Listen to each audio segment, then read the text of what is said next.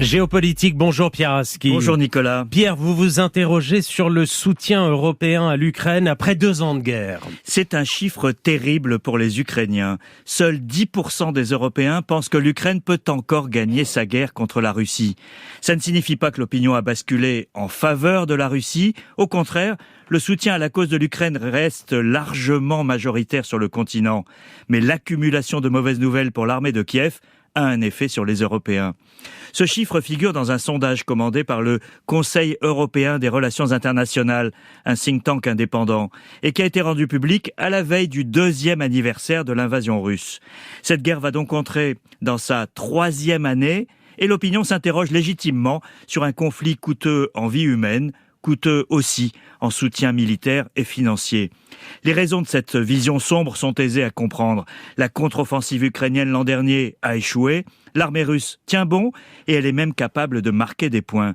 Les tergiversations politiques pendant plusieurs semaines en Europe, mais surtout aux États-Unis, autour de l'aide à l'Ukraine, ont également leur effet. Et quelles en sont les conséquences politiques ? Selon cette enquête, l'opinion dominante en Europe est désormais que la guerre s'achèvera sur un compromis. Cette bascule de l'opinion est à contre-courant de la position des gouvernements européens, qui non seulement viennent de se mettre d'accord sur une aide importante à l'Ukraine, mais discutent des voies et moyens de continuer à l'aider en cas de défection américaine. La visite à Berlin et Paris la semaine dernière de Volodymyr Zelensky pour signer des traités bilatéraux de sécurité a même été l'occasion de renouveler une promesse de soutien plus fort que jamais. Emmanuel Macron a eu en particulier des paroles très dures pour la Russie de Poutine, devenu, a-t-il dit, un acteur méthodique de la déstabilisation du monde.